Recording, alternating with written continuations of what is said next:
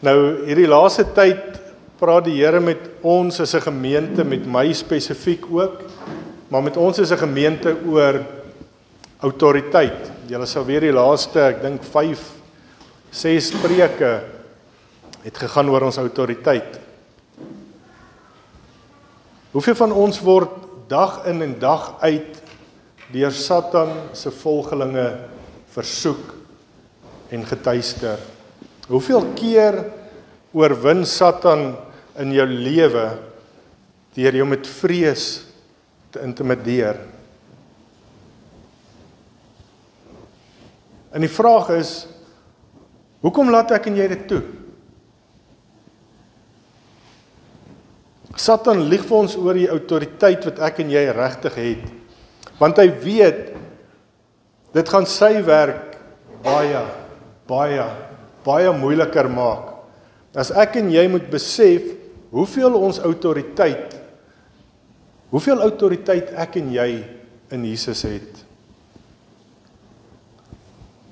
Wie van julle sal gaan, en as jy nou die geleentheid kry om daar na die White House toe te gaan, en vir Donald Trump te gaan ontmoet, en as hy sy hand so uitsteek en trek in die klap om. Wie van julle gaan dit doen? Dan klap jy vir Donald, dat hy daar op sy agtersteewe gaan sit. Nee, daar's een tannie wat nie lekker is nie. Maar die res van julle gaan vir my sê, is jy van jou kop af? Is jy van jou kop af? Wil jy ek moet in die tronk gaan sit? Dis ons gedagte. Nou vra ek weer die vraag. Hoekom laat ek en jy die Satan toe om te doen met ons wat hy wil en hy kom daarmee weg? Is ek en jy nie kinders van die koning nie? Is ons nie koningskinders nie? Kom ons hoor gou weer, ons het oor hierdie goedjies gepraat so oor hierdie laaste paar weke, Johannes 1 vers 12, maar almal wat hom aangeneem het, aan hulle het hy mag gegee om kinders van God te word, aan hulle wat in sy naam glo. As ek en jy vir Jesus aangeneem het as persoonlike verlosser en saligmaker, dan is ons kinders van God. God is koning oor alles. Ons is sy kinders. Met ander woorde, ek en jy is prinse en prinsesse. Is dit nie so nie? Interessant. Ek het nou nie heeltemal die ding van Harry gevolg nie. Ek worry nie oor die royals en die goeters nie, maar toe gister, toe sien ek nou 'n ding, hy het nou een of ander ding en hy het 'n issue oor hulle nie vir hom sy sekuriteit mag wil gee, of sy force, of sy beskerming as hy weer na Brittanje of UK toe gaan nie. Hy het dit weggegooi. Hy het gesê, ek is klaar met die koninklike familie, ek en my vrou en my kinders, ons trek. Nou wil hy kom aanspraak maak op iets wat hom nie toekom nie. Is dit nie wat ek en jy ook doen nie? Ons gooi weg wat die Here vir ons gegee het. Ons wil nie onder daai gesag weer kom nie, ons wil nie om verskoning kom vra nie, maar ons demand. Here, ek wil, ek soek, U moet. Ons maak soos Harry. Hy's 'n bedorwe brokkie in my opinie. Maar ek en jy doen dieselfde met die Here, ons is bedorwe brokkies. Wanneer dit ons pas, met respek gesê, dan wil ons vingers klap en die Here moet spring. Matteus 28:18, en Jesus het nader gekom met hulle gespreek en gesê, aan my is gegee alle mag in die hemel en op die aarde. Johannes 14:14 sê, as julle iets in my naam vra, sal ek dit doen. Die Here Jesus het al die mag op die hemel en op aarde, en as 'n kind van God het ek en jy toegang tot hierdie mag van Jesus.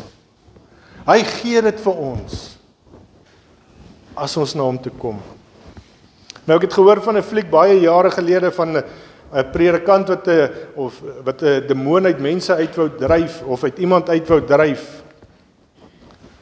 En hulle sê dit was nou nie hy's 'n baie grand fliek om oor huis toe te skryf nie, maar daar was 'n belangrike les, want een van die karakters in die film gaan met sy eysterkruisie en hy wil die demoon uit die persoon uitdryf, en daai persoon kom en hy vat hy kruis en hy vrommel hom op en hy gooi hom weg en hy sê vir hom, as jy die demoon in hom sê vir hom, as jy my wil uitdryf, moet jy geloof hê.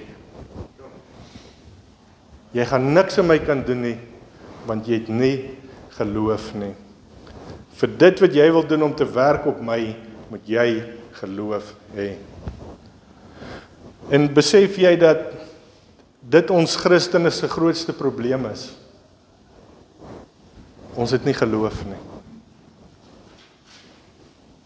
Ons wil vir Satan allerhande bevele gee, maar sonder geloof is dit hol woorde. Sonder geloof mors jy jou asem. Satan lag vir ons en ons is te dom om dit agter te kom. As jy 'n bevel gee in Jesus se naam en jy glo met jou hart, met jou siel, jy glo met alles in jou dat dit so sal wees, dan sal Satan sidder en styer. Want dis waar ons autoriteit lê. Jy sal demone kan uitdryf. Die Bybel leer ons dat Jesus demone uitgedryf het. En hy sê ons het dieselfde mag. Wat gebeur? Kom ons gaan nou nie eers so intoe nie, want baie mense wil nie eers oor dit praat nie. Wat word gebeur baie keer met ons as jy iemand vir jou vra om vir 'n sieke te bid? Of jy loop of jy ry en hoeveel keer, en dit het met myself al gebeur, en sien ek iets en ek sien iemand met 'n gebrek of 'n probleem en dan kom die gedagte by my op, kom ek bid vir daardie persoon. Kom ek raak daardie persoon aan. Dalk wil die Here deur my 'n wonderwerk doen, want die Here gebruik ons om hierdie goeders te doen. Maar wat is ons eerste gedagte? Wat gebeur wanneer ek en jy op daai punt kom en ons sien hier's 'n behoefte? Kom ons sê dis 'n persoon in 'n rolstoel. En die Here lê op jou hart, bid vir daai persoon. Nog voordat jy vorentoe kan gaan, nader kan gaan, dan kom die Satan en hy fluister in jou oor. Wat gaan jy doen as daai persoon nie opstaan nie? Wat gaan jy doen as daai persoon nie gesond word nie? Wat maak ek en jy? Laat sak ons koppe. En ons loop druipsterk weg. En ons los dit. Wat moet ons eintlik doen? Jy moet eintlik sommer die binnekant kan sê, as die duiwel so in jou oor fluister. En wat gaan jy doen as daai persoon opstaan? Dis die autoriteit waarmee ons moet praat. Sonder daai vertwyfeling. Want hier is die tipe autoriteit wat ek en jy as kinders van God het. Dis tyd dat ek en jy weer ons autoriteit terugvat en gebruik. Jy hoef nie vir Satan bang te wees nie, want Jesus is baie groter en sterker as hy. Hy's niks. Hy's klaar uitgeklee. Hy's oorwin. Maar ons is bang vir hom. Onthou, ek en jy het nie die krag om enige iets te doen nie. Ek en jy is mense, ons is swak. Jy kan dit nie deur enige dominee of enige pastoor se naam doen of enige kerk nie. Slegs die naam van Jesus Christus. Want die krag en die autoriteit is in Christus. Dis deur sy naam, dis deur sy bloed, en deur dit is ek en jy tot alles in staat. Sê die woord. Ek en jy moet glo om dit te laat werk. Geloof en 'n vaste vertroue is die sleutel. Hoe sterk is jou geloof? Ek het gisteraand met iemand gedeel ook, wat ook onder geweldige aanvalle is. Finansiëel word ons aangeval. Geestelik word ons aangeval. In alle areas is daar aanvalle. En ek het dit laas gesê ook, ons gaan kruip in die hoek weg. Hoekom staan ons nie op nie? Hoekom vat ons nie autoriteit oor ons finansies, oor ons liggame nie? Hoekom vat ons maar net wat na ons kant toe kom? As ons dan koningskinders is en die Here sê, ons is tot alles in staat.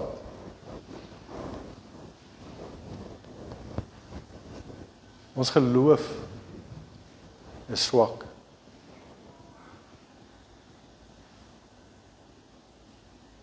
Ons geloof is klein. Ek en jy moet die Here vra, Here help ons. Versterk ons geloof. Openbaar vir ons die waarheid van wie U is, van wie ons in U is. Geloof en 'n vaste vertroue in die Here. Laasweek het Frank gepraat oor dinge wat in plek moet wees voordat ons die autoriteit wat ons gegee word kan gebruik. Hy het gepraat van ons kan nie sonde in ons lewens hê en aan sonde vashou en dan dink ons het geestelike autoriteit nie. Ons het nou al baie gehoor van vestings en bindinge in mense se lewens. Nou kom ons praat gou oor sondige vestings. Wanneer 'n sondige daad gepleeg word, word oorwinning van die mag van die duisternis in jou lewe op 'n ding behaal. Jy pleeg 'n sonde en die duiwel kom en hy kry so 'n vat plekkie. En dan word 'n vesting gebou. Nou die van julle wat nie weet wat 'n vesting is nie, jy weet in die boereoorlog tyd het hulle blokhuise gebou en daai tipe goeder, so dis 'n veilige plek waarvan af hulle uitgeskiet het. Dink byvoorbeeld aan 'n loopgraaf. 'n Loopgraaf is soos 'n vorm van 'n vesting want jy's veilig daar binne. Hulle kan jou nie skiet nie. En dis wat gebeur met hierdie sonde. Die vesting word opgerig en dan kom daai bose mag en hy begrawe hom in, en ek sê nie dis demoniese besetenheid nie, hoor mooi. Die persoon word dan 'n slaaf van daardie sonde en hy doen dit oor en oor en oor. Dit maak nie saak of dit tabak, drankverslawing is nie, of dit gewelddadigheid is nie, of dit oorspel is nie, of dit materialisme is nie, of dit leuns is nie, of dit diefstal is of wat ook al nie. Maar hierdie sonde kry beheer oor die slagoffer en regeer hom as te ware vanuit hierdie vesting wat opgerig is. 2 Petrus 2 vers 19 sê, want waar 'n mens deur oorwin is, daarvan het hy 'n slaaf geword. Daai sonde wat jou oorwin het, jy word 'n slaaf van daai sonde. Het jy al gesien as jy lieg? Dit bly nie by een leuen nie. Want wat het ek nou weer vir Corrie gesê? Ek kan nou nie lekker onthou nie. Nou moet ek probeer dink. Nou sê ek vir Nico iets en dan sê Nico maar dis nie, nee, maar dis eintlik wat ek bedoel het. En dan begin ek hom verdraai. Dis 'n leuen. 'n Lieg bly 'n lieg, 'n leuen bly 'n leuen. Daar is nie 'n ding soos 'n goeie leuen en 'n slegte leuen nie. 'n Lieg is 'n lieg. En so word jy 'n slaaf van dit.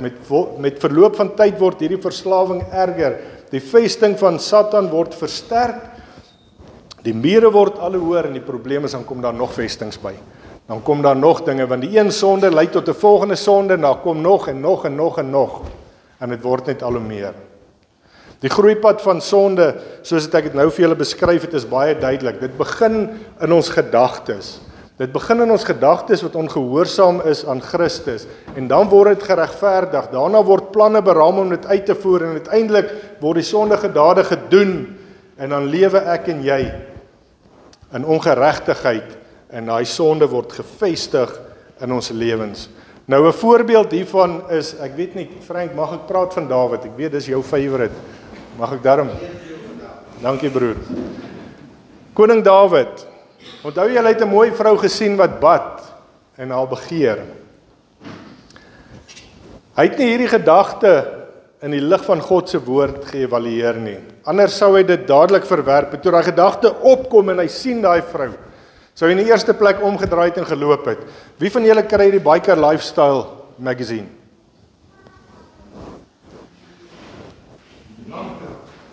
Lang terug. Nou, hy's nou op 'n app en hulle stuur hom uit en op die Sanka groep het hulle hom uitgestuur. En toe ek hom oopmaak op die eerste bladsy staan 18+. Nou wat sou ek gedoen het? Ek het nou 2 keuses. Of ek kan net gou loer, of ek kan hom afhaal. Wat het Dawid gedoen? Nee, hy het meer as geloer, hy het baie gekyk.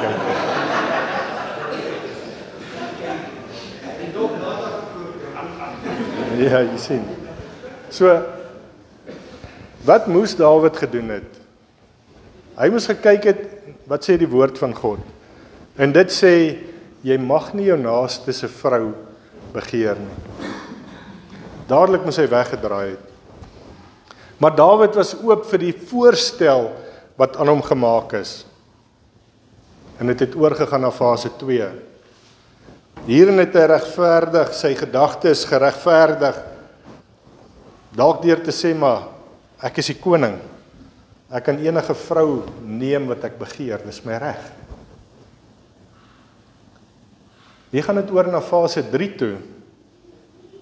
Hy begin beplan om van 'n man ontslae te raak. Hy het al hierdie planne, al hierdie schemes.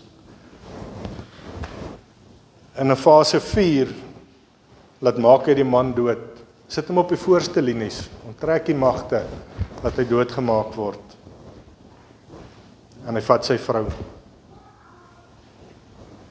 Wat het gebeur? Daai begeerlikheid van die vlees het 'n vesting geword. Hy het ingegrou. En het oorgegaan na die volgende een, en die volgende een. Het nie net by die seksuele gebly, het gegaan tot na moord toe. Maar hierdie vesting het nie baie lank in Dawid se lewe gebly nie, want hy het hom met opregtheid daarvan bekeer. Wees my genadig, o God, volgens die troue liefde. Wis tog my sonde uit op grond van die barmhartigheid. Was my skoon van my skuld. Reinig my van my sonde, want ek ken my oortredinge en my sonde is gedurig voor my. Teen U alleen, Here, het ek gesondig. Ek het gedoen wat vir U verkeerd is. Daarom is die uitspraak reg en die oordeel is regverdig, want ek is as 'n sondaar gebore. En ek was dit toe my ma swanger geword het. Maar U verwag waarheid in die hart. U leer my om wysheid te besit. Neem weg my sonde met hyssop, dat ek skoon kan wees. Was my dat ek witter as sneeu kan wees. Gee my tog weer blydskap en vreugde. U het my stikkend gebreek. Laat my weer vol vreugde wees. Moenie let op my sondes nie en wis al my oortredings uit. Skep vir my 'n rein hart, o God. Gee my 'n nuwe, standvastige gees. Moenie my verban weg van die teenwoordigheid nie en moenie Heilige Gees van my af wegneem nie. Gee my tog weer die vreugde van die redding en maak my gewillig om U te gehoorsaam. Dan sal ek oortreders U weer leer, sodat sondaars hulle tot U bekeer. Verlos my van bloedvergieting, God, my redder God. Dan sal ek voluit sing van die regverdigheid. Psalm 51. 'n Opregte gebed. Here, vergewe my. Here, ek weet ek was verkeerd. Maar in hierdie gebed hoor ons ook die verdriet, ons hoor die ellende, ons hoor die hartseer van Dawid. En hy kon homself al hierdie ellende gespaar het, as hy vroeg genoeg teen hierdie sondige gedagtes en begeerlikhede opgestaan het. Baie mense in ons tyd het vestings van sondes in hulle lewens, vestings van valse godsdienste, word op alle maniere geregverdig. Gister, weet jy wat, nee, ek het nou al gedink met hierdie LGBTQ goeters en so aan, kan niks my skok nie, nee. My mond val oop. Ek kyk gister wat hulle 10 groot kerke oor die wêreld wat goeters aanhang, LGBTQ, wat dit goedkeur. Meeste van hulle gebruik nie eers meer die Bybel nie. Dis hulle geskrifte, dis hulle goeters. Hulle het heeltemal van die pad af en dit het begin by een gedagte. Dit begin by een sonde en die een ding lei op die volgende. Daai een ou staan daarvoor en hy noem God woorde wat 'n mens nie as 'n ander mens kan noem nie. En waar dit begin om een sonde te regverdig, een vesting toe te laat. En dit hardloop groter en groter en groter. 'n Simpel dingetjie soos die sonde van materialisme word geregverdig, want ons sê nee, die Here sê ons kan alles hê. Dit is so. Die Here wil vir ons alles gee. Hy sê vir ons alles wat ons vra volgens sy wil. Nou kom ons en sê, ja, maar ek mag baie geld, ek mag 'n groot huisie, ek mag alles. Maar wat gebeur? Dit begin gaan oor my. Dit begin gaan oor die geldgod Mammon. Ons aanbid geld. Die liefde vir geld. En ons begin mense wegstoot. Want baie kere sê ons, ja, maar Here, gee vir my meer, dan kan ek meer gee. Die probleem is, hoe meer ons kry, hoe meer maak ons hande toe. Dan kyk jy so na die bankbalans en sien jy, ek het iemand hier gebleis met R1000, nou lyk dit so 'n bietjie min, ek gaan dit vraggies nie weer doen nie. Want is hy geldgod Mammon wat 'n vesting kry in ons lewens. As ek en jy bly vashou aan sonde, as ek en jy sonde goedkeur, kan ek en jy nie geestelike autoriteit hê. Dalk sukkel jy met geestelike autoriteit. Dalk sukkel jy om op te staan, dalk sukkel jy om oorwinning te kry, dalk sukkel jy in jou huis, as goed het jou pla, jy kry hulle nie uit nie. Waar nou jy vas? Wat keer jy goed? Dalk sê dit nie jy wat sondig nie, maar jy keer iemand anders se gay verhouding goed. Jy keer hy sonde goed. Jy gaan nie geestelike autoriteit hê tot jy klaar kry met sonde nie. Dis soos om te dink jy het geestelike autoriteit sonder 'n lewende verhouding met God. Ek en jy moet 'n verhouding met die Here hê. Ek en jy moet 'n lewende verhouding met God hê om autoriteit te hê. Onthou julle die storie van die 7 seuns van Skefa in Handelinge 19. Ek lees dit gou vir julle.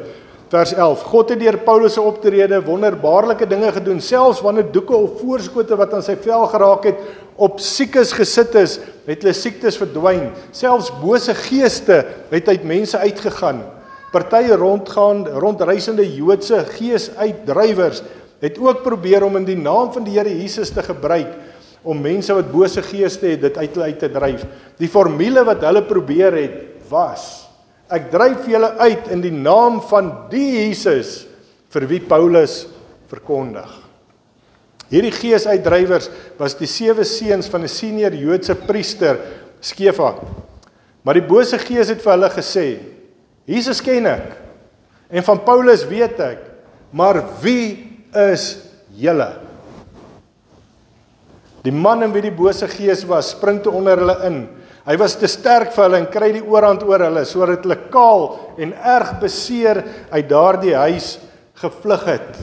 Hierdie ouens het nie 'n lewende verhouding met God gehad nie, want hulle praat van die Jesus van wat Paulus van praat. Hulle was dalk in die kerk, want hulle was seuns van 'n priester. Hulle was seuns van die dominee of die pastoor. So hulle was seker dalk kerkgangers. Maar hulle was nie ingeprop by die bron van krag en gesag nie. En daarom het hulle geen gesag gehad oor daai bose gees nie. Absoluut niks. Die woord sê hulle het kaal en stikkend geslaan daar weghardloop. Is dit nie wat baie keer met ek en jy gebeur nie? Ons probeer opstaan, maar ons weet nie wie ons bron is nie. Ons weet nie werklik waartoe God in staat is nie, maar ons het dinge gehoor. En dan wil ons hierdie dinge doen. En dan kom die vyand en hy trap vir ons nog meer. Ek en jy moet 'n lewende verhouding met God hê. Ons leer uit die woord dat 'n persoon nie 'n gewoonte sondaar kan wees nie, dat dit sy of haar leefstyl is, dis nou maar my ding. Hoeveel mense sê, ag die Here verstaan. En terwyl ek in hierdie week besig was met voorbereiding, waar ek daai video opgesit het van waar Jesus in daai Passion of the Christ, wat hy so geslaan is met daai swepe. En ek het die video reg. En daar waar hy gekruisig is, en ek wou die video opgesit het en gesê het, jy wat so vashou in jou sonde en sê, ag die Here sal verstaan. Kom kyk na dit en sê, ja die Here gaan verstaan dat ek in hierdie sonde kan vashou toe hy in daai kruis gehang het, toe hy gemartel is vir my en vir jou. Dan kom sê jy vir God, Want hy sal verstaan as ek aan hierdie sonde vashou. Nee, hy sal nie verstaan nie. Hy het alles gegee. Hy's gemartel, hy's verneder. Hy's kaal voor die mense opgehang. Maar ek en jy sê, ag die Here sal verstaan oor hierdie sondetjie. Hy sal nie. Kry klaar met dit. Jy weet wat daar tussen jou en die Here is. Jy weet waaroor het die Here al met jou gepraat, waarin jy vashou. Kry klaar met dit. Die Here verstaan nie. 1 Johannes 3 vers 8. Liewe kinders, moenie dat iemand julle mislei nie. Wie regverdig lewe is regverdig soos hy, dis God, regverdig is. Wie aanhou sonde doen, behoort aan die duiwel, want die duiwel hou van die begin af aan met sondig. En die Seun van God het juis gekom om die werk van die duiwel tot niet te maak. Iemand wat 'n kind van God is, doen nie meer sonde nie. Omdat die Gees van God in hom bly, en hy kan nie meer sondig nie, omdat hy uit God gebore is. En dis hoekom Paulus ons vermaan in 2 Korintiërs 13. Stel julleself op die proef en ondersoek julleself of julle in die geloof lewe. Toets jouself, my boetie en my sussie. Hy gaan dan te sê, besef julle dan nie dat Christus Jesus in julle is nie. So nie het julle die toets nie deurstaan nie. As Christene, ja ons struikel, ja ons val, maar ons lewe nie in hierdie aanhoudende, onbeleide sonde nie. Ons hou nie aan met pornografie kyk of buiteegtelike verhoudings of whatever nie. Ons hou nie vas aan dit nie. Ja, daar ry 'n taxi voor my en ek verloor op my meer en ek shout om 'n ding. Ja, ons val, ons maak foute. Selfs Paulus het gedoen wat hy nie wou nie. Romeine 7:15 lees ons, as gevolg van die sonde wat op sy liggaam gewerk het, het hy ook dinge gedoen wat hy nie wou nie. Soos Paulus, moet ek en jy sonde haat. As hy taxi voor jou ingedruk het, en jy het jou meer verloor en jy dalk 'n kragtige woord gebruik, 'n vieslike woord. Wat doen jy? Bely jy dit onmiddellik en vra Here asseblief vergewe my? Of regverdig jy jouself? Jy het dit verdien. Hy ry soos 'n hooligan. Wat doen ek en jy? Ons moet sonde haat. As ek en jy daai sonde gepleeg het onmiddellik, Here vergewe my, help my asseblief, ek wil dit nie weer doen nie. Maar ons regverdig onsself. Ek en jy het nie nodig om te struikel nie oor God se krag en oor sy genade nie, maar dit gebeur tog. Want ek en jy maak staat op ons krag.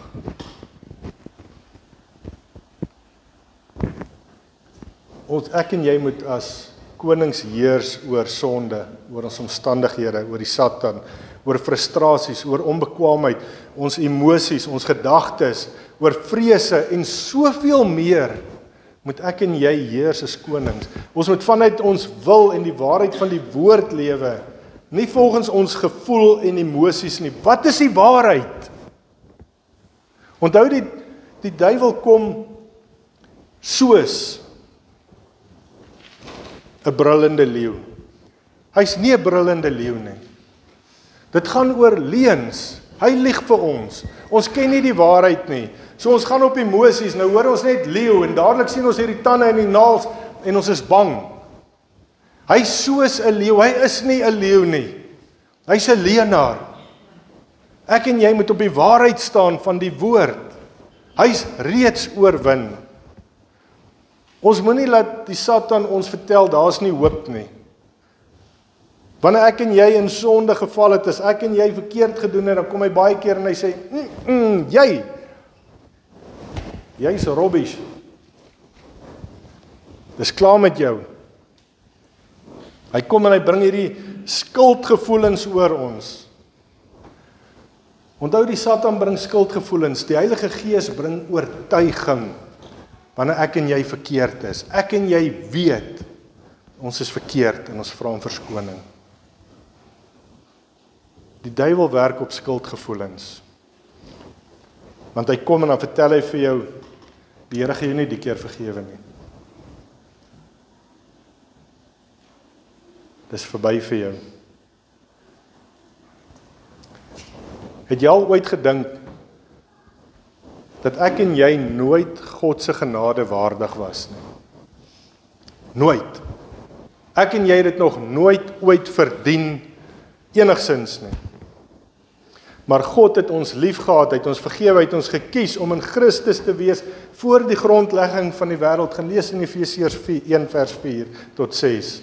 Dis nie oor enigiets wat ek en jy gedoen het nie. Dis nie omdat jou oupa grootjie vreeslik getroue kerkganger was of hy 'n mooi plaas gehad of wat ook al nie. Nee, die Here het dit gedoen slegs uit genade uit. Vir my en vir jou. Onthou, daar's geen plek wat so diep is dat die Here se genade ons nie daar kan kry en ons kan uithaal nie. Daar's geen plek wat so ver is dat die Here se genade ons nie daar kan kry nie. Sy genade is groter as al ons sondes. Of ek en jy nou maar net begin het om hierdie pad skeef te loop, en of jy dalk besig is om te verdrink in jou sonde, en dit oorweldig jou. Ek en jy kan nog steeds genade ontvang. Genade is 'n geskenk van God. Lees dit in Efesiërs. As ons sondig, gaan die Heilige Gees kom en hy gaan ons bewus maak van ons sonde. En ek en jy gaan 'n jammer te kry oor dit. Hy sal nie ons siele veroordeel asof daar geen hoop is nie. Die Gees se bewusmaking binne in ons oor ons sonde is 'n beweging van die Here van liefde en genade. Onthou, genade is nie 'n verskoning om te sondig nie. Jy kan nie in die oggend opstaan en sê, Here vergewe my vir alles wat ek verkeerd gaan doen nie, vir elke wat ek gaan vloek en vir elke dodgy transaksie wat ek gaan doen nie. Jy kan nie. Nee, is nie 'n verskoning om te sondig nie. Ons mag dit nie misbruik nie. Sonde is sonde. Ons moet klaar kry met sonde. Ons kan nie maak of sonde maar net, ag so kyk, die Here gaan my in elk geval vergewe nie. Nee. Nee. Wanneer 'n boetie of 'n sussie sondig, moet ek en jy in liefde na hom toe gaan, of na haar toe gaan. Ons moet hulle help om vry te kom. Ons moet vir hulle bid. Ons moet hulle ondersteun. Nie net van, jy rook, jy gaan hel toe nie. Kom ons stap 'n pad. Kom ons help. Hoeveel mense het jy al voorgesê, daai sigarets van jou, hou jou weg van die Here af. Hoeveel keer het jy vir daai persoon gebid? Hoeveel keer het jy geondersteun? Hoeveel keer het jy gehelp? Wat is jou voorbeeld? Ons kla baie sonde oor ons kinders. Pastoor, bid vir ons kinders.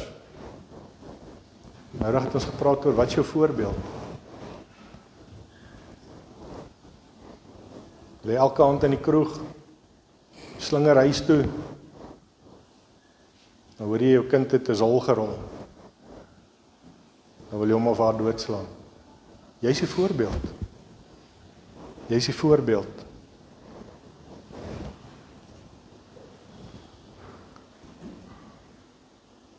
Sondige mense wat nie die Here ken nie, moet ons vertel van die Here. Ons moet hulle help om die Here aan te neem. Nie deur vingers te wys, te inopbou nie. Weereens deur ons voorbeeld, deur liefde, deur bid, deur omgee, deur daar te wees.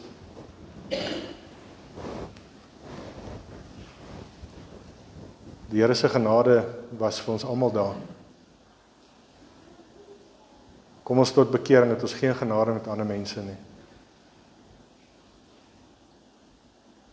Ons judge, wys vingers. Is ek en jy nie ook nog steeds 'n werk in wording nie, 'n work in progress? Is jy perfek? Ek is nie. Die Here het genade te gewys. Genade is hoe ons lewe, dis hoe ons gered is, dis hoe ons bewaar word en dis hoe ons eendag verheerlik sal word. Ek en jy gaan elke veld, daar's veldslae, daar's aanvalle, elke dag op ons lewens, party meer as ander. En soos dit ek en jy elke een van hierdie veldslae, elke een van hierdie aanvalle oorwin, groei ons in Christus. En kan ons ook eendag sê, deur volharding het ons oorwin. Ons sal nie meer die vyand verdra nie. Ons sal nie meer met 'n sondetjie speel nie. Ons sal dadelik klaar kry met 'n ding. Ons gee vir die duiwel soveel houvas in ons lewens, want ons speel met sonde. Ons moet klaar kry met dit. Met die hulp van Jesus en met die hulp van die Heilige Gees kan ons klaar kry met hierdie goeters. Wanneer daai ding kom, het ek en jy dadelik die duiwel weerstaan. Wanneer daai gedagte opkom van jy's nie goed genoeg nie, byvoorbeeld. Hoekom entertain jy dit? Hoekom laat jy dit toe? Hoekom staan jy nie dadelik op en staan op die woord? Staan op die beloftes van die Here? Maar ons val eers gou in hierdie gat van ek is nie goed genoeg nie. Ons is nie slagoffers nie, ons is oorwinnaars. Die Here sê ek en jy is meer as oorwinnaars deur hom wat ons krag gee. Ons kan elke aanval, of dit op ons gedagtes is of wat, kan ons weerstaan. Jeremia 1 vers 9 sê, en hulle sal teen jou veg, maar jou nie oorwin nie, want ek is met jou, spreek die Here, om jou uit te red. Het jy gehoor? En hulle sal teen jou veg. Jy gaan aanval hê. Dit gaan moeilik wees. Maar hulle sal jou nie oorwin nie, want ek is met jou, spreek die Here, om jou uit te red. Ons elkeen ervaar verskillende aanvalle, maar wanneer ons die woord van God ken, wanneer ons dit toepas in elke aanval, sal ons oorwin. Omdat hy wat in ons is, groter is as hy wat in die wêreld is. Onthou het ek net nou gesê, die vyand loop rond soos 'n brullende leeu. Hy wil ons aanval met allerlei dinge. En hy weet ons gedagtes en ons emosies is die sensitiefste. Daarom moet ek en jy die heeltyd gefokus wees op die woord van God. Hoeveel tyd spandeer jy in die woord? Hoeveel van jou aandag, hoeveel van jou energie spandeer jy in die woord? Ek en jy moet staan op wat God sê, nie wat die duiwel sê nie. Want onthou, die swaard waarmee ons omveg is die woord. Daar staan geskrywe. Dis waarmee ons omveg, dis waarmee ons oorwin. Ons het nodig om by die Here te bly, naby hom te bly, by sy voete. En ons het nodig om tyd te spandeer in die woord, om te weet wat die Here sê. Amen. Ek gaan vir ons, ek dink, kom ons gaan doen eers die nagmaal, voordat ons verder gaan. Quentin, Tian, sê julle gou, Brett, Neo, sê julle gou vir ons net uitdeel asseblief.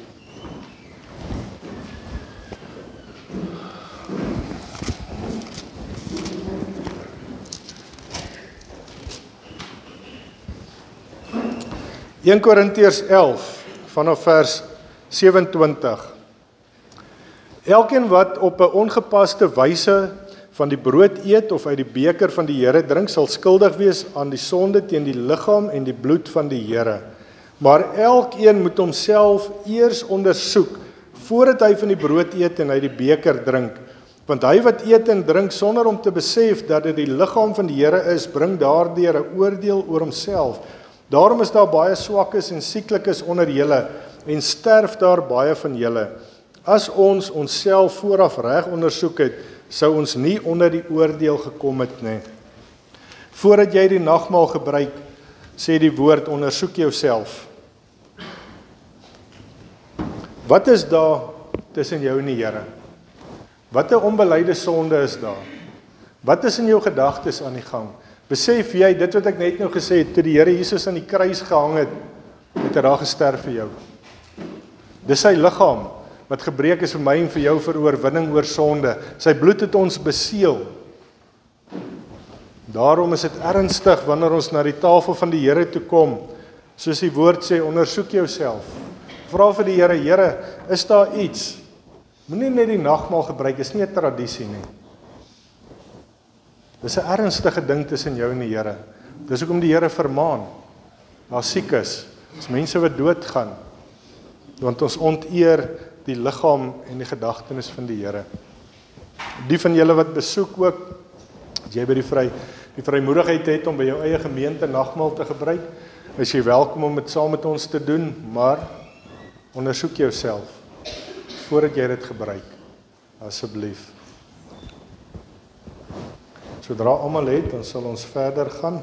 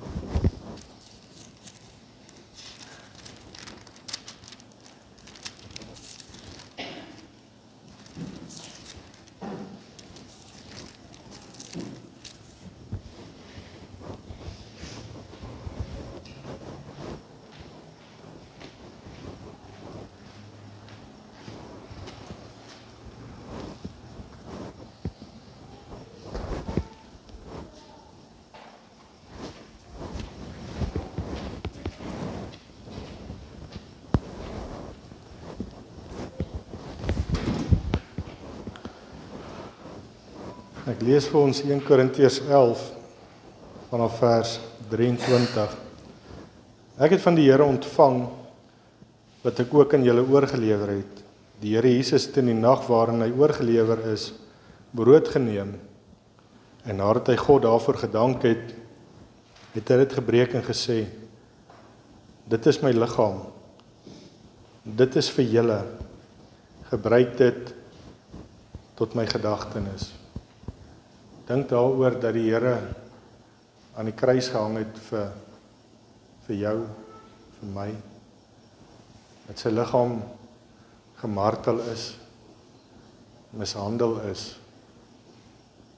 sodat ek en jy krag en oorwinning kan hê.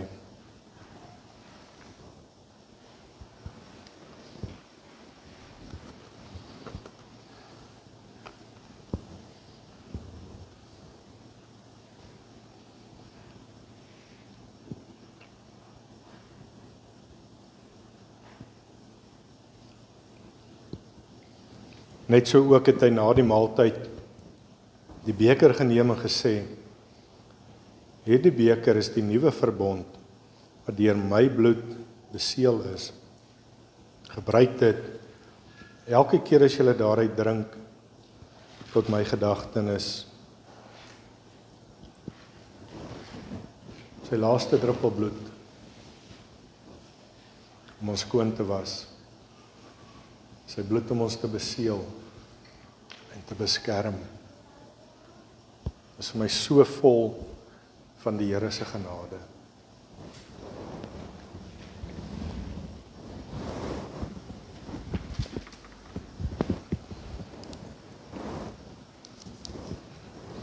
Elke keer as julle van hierdie brood eet en hierdie beker drink, verkondig julle die dood van die Here totdat hy kom. En vanoggend staan daai laaste gedeelte vir my so uit, totdat hy kom, want hy kom weer. Hy kom weer. En gaan ons reg wees. Kom ons sluit die oë. Almagtige Vader, Here, so baie dankie. Dankie vir die genade, dankie vir die guns, dankie Here dat ons deur die nagmaal net weer herinner is van u wonderlike liefde vir ons. Dankie Here dat ons ook deur die nagmaal herinner is dat u vir ons krag en autoriteit gegee het, Here. Soos dit sê in die woord, ons sal groter dinge as dit doen.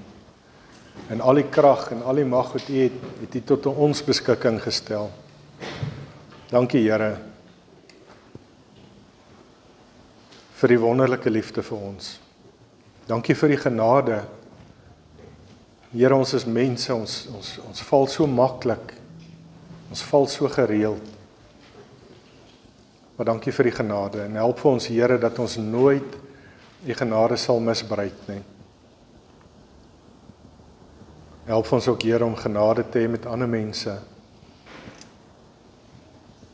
Om onsself nie te wil aanstel